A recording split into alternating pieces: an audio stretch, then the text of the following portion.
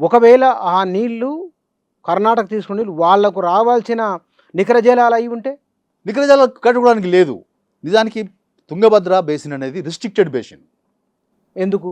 ఎందుకంటే బచావత్ ట్రిబ్యునల్ ఏం చేసిందంటే అప్పటికే రాష్ట్రాలు ఏవైతే రాష్ట్రాలు మనకు ప్రపోజల్స్ పెట్టినరో ఆ ప్రపోజల్స్లో ఒక అనుమతి ఏవైతే ఏ ప్రాజెక్టులకు అయితే ఇచ్చిందో ఆ ప్రాజెక్టులకు మించి తుంగభద్ర, ముఖ్యంగా తుంగభద్ర బేసిన్ ఒక రిస్ట్రిక్టెడ్ బేసిన్గా మార్చింది దాన్ని బచావత్. కేంద్ర ప్రభుత్వం అనుమతులు లేకుండా, రైపేరియన్ స్టేట్స్ యొక్క అనుమతులు లేకుండా అటు మహారాష్ట్ర కర్ణాటక కానీ ఇటు ఏపీ కానీ ఏ రకమైన కొత్త ప్రాజెక్టులు చేపట్టడానికి వీల్లేదు. అటువంటి రిస్ట్రిక్షన్స్ చాలా ఆంక్షలు పెట్టింది అది ఆల్రెడీ. సో ఏ పర్మిషన్ లేకుండా, కేంద్ర ప్రభుత్వ అనుమతి లేకుండా, లేదా రైపేరియన్ స్టేట్స్ యొక్క అనుమతి లేకుండా అటు కర్ణాటక కానీ ఇటు ఏపీ కానీ తుంగభద్ర మీద ఎటువంటి ప్రాజెక్టులు చేపట్టడానికి వీలు లేకుండా బచావత్ ట్రిబ్యునల్ ఆంక్షలు విధించి ఉన్నది. కాబట్టి it is a restricted basin. అటువంటి రిస్ట్రిక్టెడ్ బేసిన్లో ఈ ప్రాజెక్టులు కట్టడానికి వీల్లేదు. కాబట్టి మన అనుమతి కోసం వాళ్ళు వెంపర్లాడుతారు. మెలికబెట్టింది అందుకే మనం కంప్లైంట్ పెట్టినాం అనుకో తక్షణం ఒకటి ఆపేయాల్సి వస్తుంది. ఎందుకంటే అది చట్ట విరుద్ధమవుతుంది, అవార్డుకు విరుద్ధమవుతుంది. కాబట్టి అది రిస్ట్రిక్టెడ్ బేసిన్ కాబట్టి కొత్త ప్రాజెక్టులు ఏవి చేపట్టడానికి వీల్లేదు. కాబట్టి అవార్డు ప్రకారం రైపేరియన్ స్టేట్స్ యొక్క అనుమతి కోసం వాళ్ళు ఇప్పుడు మనకు ఆ మెలిక పెట్టారు. మన కొడంగల్కి అనుమతిస్తూనే, ఎన్ఓసి ఇస్తూనే ఈ ప్రాజెక్టుల మీద మీరు కంప్లైంట్ చేయొద్దు అని చెప్పి దాంట్లో మెలిక పెట్టారు. కంప్లైంట్ మనం వాళ్ళు చేయలేదు. ఒక మాట అనుకున్నాం, ఇక్కడ కొడంగల్ లిఫ్ట్లో ఉన్న అభ్యంతరాలు ఏమిటి? వాళ్ళు అంత మెలిక పెట్టడానికి అంత అభ్యంతరం? దానికి అభ్యంతరం పెట్టలేదు. దానివల్ల మాకేం నష్టం లేదు, మీరు కట్టుకోండి అని చెప్పారు. వీటి మీద మనం అభ్యంతరం చెప్తామని వాళ్ళ భయం. మనం చేస్తున్నాం కదా, ఇప్పటికే చాలా కంప్లైంట్ పెట్టినాం. కర్ణాటక, ఏపీ రాష్ట్రాలు చేపడుతున్నటువంటి ఈ నావలి ప్రాజెక్ట్ మీద మనం కంప్లైంట్ పెట్టినాం కదా. మాకు తుంగభద్రలో పూడిక పెరిగిపోయింది, 15-20% పెరిగిపోయింది, మాకు కెపాసిటీ తగ్గిపోయింది. కాబట్టి దానికి ప్రత్యామ్నాయంగా మేము ఇంకొక నావలి దగ్గర ఒక రిజర్వాయర్ 35 TMC రిజర్వాయర్ కట్టుకుంటామని చెప్పి వాళ్ళు ప్రపోజల్ పెడితే తెలంగాణ ప్రభుత్వం దాన్ని వ్యతిరేకించింది కదా. అంటే మీరు చెప్తున్నారు వ్యతిరేకించింది. కాబట్టి ఈ బ్యారేజ్ రోడ్ కమ్ బ్యారేజ్ స్కీమ్స్ను కూడా తెలంగాణ వ్యతిరేకించే అవకాశం ఉంది. కాబట్టి కోడంగల్ని ఎరగవేసి కోడంగల్కి ఎన్ఓసి ఇస్తూ వీటిని వ్యతిరేకించకుండా తెలంగాణ ప్రభుత్వాన్ని ఆపడానికి అదొక మెలిక పెట్టారు. మరి మన వాళ్ళు దాని మీద కంప్లైంట్స్ పెడితే ప్రజలకు చెప్పాలి, అది ఈ లేఖల ద్వారా మేము వాటిని వ్యతిరేకించినామని చెప్పి. ఇప్పటిదాకా అటువంటి లేఖలు రాసినట్టుగా మనకైతే దాఖలాలు లేవు. కాబట్టి పరోక్షంగా ఈ రోడ్ కమ్ బ్యారేజ్కి మన తెలంగాణ ప్రభుత్వం ఎన్ఓసి ఇచ్చినట్టుగా మనం అనుకోవాల్సి వస్తుంది. కానీ ఇక్కడ నడిగడ్డలో ఉన్న ఏకైక నీటి వనరు RDS వాస్తవానికి. మన తెలంగాణ వచ్చినాక తుమ్మిళ్ళ ఒకటి వచ్చింది.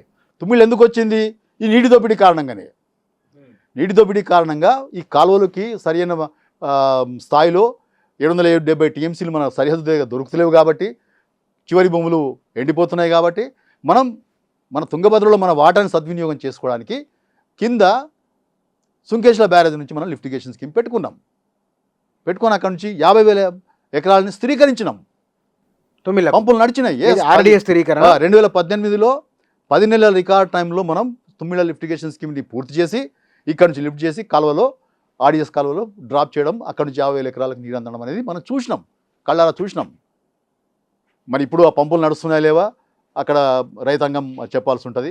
నాకు తెలిసిన సమాచారం ప్రకారం అయితే ప్రస్తుత ప్రభుత్వం వచ్చిన తర్వాత తుమ్మిళ్ళ పంపులు కూడా మూడవ ఎప్పుడు నడవలేదు, మూలబడిన సందర్భమే మనకు కనబడుతుంది. మరి పోయేద్దాం, అసలు విజిట్ చేద్దామా? పోదాం, తప్పనిసరి పోదాం.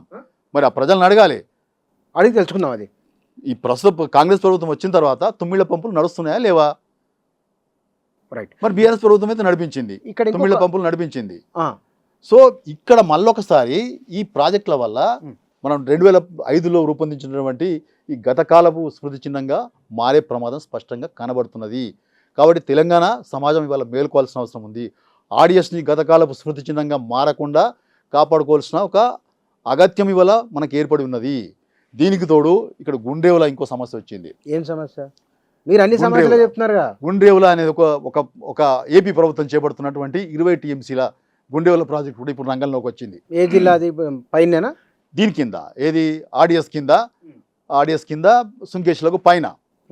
ఈ గుండ్రేవుల యొక్క లక్ష్యం ఏంటిది అంటే ఇది కూడా మళ్ళీ కేసీ కెనాల్కు సప్లిమెంటేషన్. కొత్త ఆయకట్టు దీని కింద ఏం రాదు, కొత్త ఆయకట్టు ఏం రాదు. స్థిరీకరణ కోసం. ఎందుకు స్థిరీకరణ అవసరమైంది అంటే సుంకేశ్ల యొక్క స్టోరేజ్ కెపాసిటీ 1.2 TMC మాత్రమే. రబీలో వాళ్ళకి నీటి సరఫరా చాలా కష్టమవుతున్నది. రబీలో నీళ్ళు ఇవ్వలేని పరిస్థితి ఏర్పడుతున్నది. 1.2 టీఎంసీ ఏమి ఖరీఫ్లోనే ఖతం అయిపోతాయి. కాబట్టి నీళ్లు రావడం లేదు. కాబట్టి దానికి రెగ్యులేటెడ్ ఫ్లోస్ ఇవ్వాలనే ఉద్దేశంతో దానికి ఎగువన 20-25 కిలోమీటర్ల ఎగువన ఒక 20 టీఎంసీల రిజర్వాయర్ని కట్టిన తర్వాత ఆ రిజర్వాయర్ నుంచి సుంకేష్లకి లేదా కేసీ కెనాల్కు ఎప్పుడు అవసరమైతే అప్పుడు రెగ్యులేటెడ్ ఫ్లోస్ ఇవ్వడానికి ఈ రిజర్వాయర్ని వాళ్ళు ఉద్దేశించారు. దీనివల్ల ఏమవుతుందంటే పైన కర్ణాటక కడుతున్నటువంటి రోడ్ కమ్ బ్యారేజీలు, కింద 20 టీఎంసీల గుండ్రేవుల రిజర్వాయరు, ఇవన్నీ కట్టిన తర్వాత తుంగభద్ర నీళ్లు ఇంకా శ్రీశైలంకు రావు. ఇంకా ఒక రిస్ట్రిక్టెడ్ బేసిన్ ఎందుకు పెట్టిందనంటే దాని నుంచి 450 టీఎంసీలు కృష్ణానదికి సప్లిమెంట్ కావాలి. అది లక్ష్యం. బచావ్ ట్రిబ్యునల్ ఎందుకు దీని మీద రిస్ట్రిక్షన్స్ పెట్టింది అని అంటే మీరు అనుమతించిన ప్రాజెక్టు తప్ప వేరే కట్టకూడదని ఎందుకన్నారంటే కృష్ణా బేసిన్కి తుంగభద్ర ద్వారా సప్లిమెంటేషన్ ఆగకూడదు. ఎందుకంటే దీని కింద నాగార్జున సాగర్ ఉంది, కృష్ణా డెల్టా ఉంది. కాబట్టి వీటికి సంబంధించిన నీటి అవసరాలు తీర్చడానికి తుంగభద్ర నీరు కూడా దాదాపు 400 నుంచి 450 టీఎంసీలు కృష్ణానదికి సప్లిమెంటేషన్ అవుతాయి, అడిషనల్గా వస్తాయి, శ్రీశైలం రిజర్వాయర్కి వస్తాయి. ఇవన్నీ కట్టిన తర్వాత మనకి ఇక తుంగభద్ర నీళ్లు కృష్ణానదికి రాని పరిస్థితి ఒకటి ఏర్పడుతుంది. సో ఈ స్థితిలో శ్రీశైలం మీద ఆధారపడినటువంటి తెలంగాణ ప్రాజెక్టులు ఏమేమి ఉన్నాయి? ఇప్పుడు కల్వకుర్తి నడుస్తున్నది, పాలమూరు రంగారెడ్డి, డిండి, తర్వాత ఎస్ఎల్బిసి టనల్, ఇవి ఇంకా పూర్తి కాలేదు. కానీ పూర్తి అయితే వీటికి కూడా నీళ్ళు అందని పరిస్థితి ఏర్పడుతుంది. అంటే శ్రీశైలం మీద ఆధారపడినటువంటి తెలంగాణ ప్రాజెక్టులు అన్నీ కూడా మూలనబడే పరిస్థితి ఈ రిజర్వాయర్ల వల్ల, ఈ కర్ణాటక చేపడుతున్న ప్రాజెక్టుల వల్ల, ఇప్పుడు గుండెవుల రిజర్వాయర్ వల్ల. ఎందుకంటే నీళ్ళు కిందికి రావు కాబట్టి నీళ్ళు కిందికి రావు. తర్వాత మనకు గుండెవుల వల్ల జరిగే నష్టాన్ని మనం గమనిస్తే ఇప్పుడు నేను చెప్తున్న నీటి ప్రవాహాలు తగ్గిపోతాయి. తుంగభద్ర నుంచి రావాల్సిన నీటి ప్రవాహాలు గణనీయంగా తగ్గిపోతాయి. రెండవది మహబూబ్నగర్ జిల్లాలో 7 గ్రామాలు, నీకు చెప్తాను ఏం గ్రామాలు అనేవి. మళ్ళీ గ్రామాలు మునిగిపోతున్నాయి. 7 గ్రామాలు మునిగిపోతున్నాయి. 5,000 ఎకరాలు మహబూబ్నగర్ జిల్లాలో ముంపుకు గురవుతున్నాయి. 5,000 ఎకరాలు మరి వ్యవసాయ భూములు ఉంది, అటవీ భూమి కూడా ఉంది, 2 ఉన్నాయి. పెద్ద ధన్వాడ, వేణి సోమాపురం, కేశవరం, కుతుకునూరు, కిసాన్ నగర్, చిన్న ధన్వాడ, పులికల్, ఈ 7 గ్రామాలు ఈ గుండెవుల రిజర్వాయర్లో ముంపుకు గురి కాబడుతున్నాయి సంపూర్ణంగా.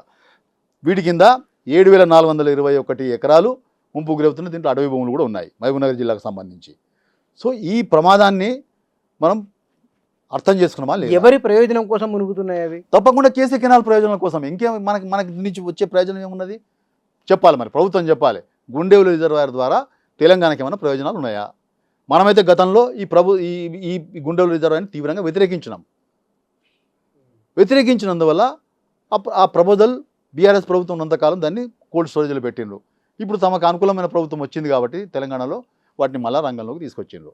సో ఇవన్నీ కూడా అటు ఆర్డీఎస్కు ఇటు గుండ్రేవుల ఇవన్నీ కట్టినందువల్ల ఆర్డీఎస్ పై ఎగువన రోడ్ కమ్ బ్యారేజ్లు, ఆర్డీఎస్ దిగువన రోడ్ కమ్ బ్యారేజ్లు, దాని కింద గుండ్రేవుల, దాని కింద సుంకేష్ల, ఇవన్నీ వచ్చిన తర్వాత ఇక తుంగభద్ర నీళ్లు శ్రీశైలంకి రావడం అనేది కంప్లీట్గా తగ్గిపోతుంది. ఇక రావు, నీళ్ళు రావనే అనుకోవాలి మనం. అటువంటి పరిస్థితి ఒకటి రాబోతున్నది.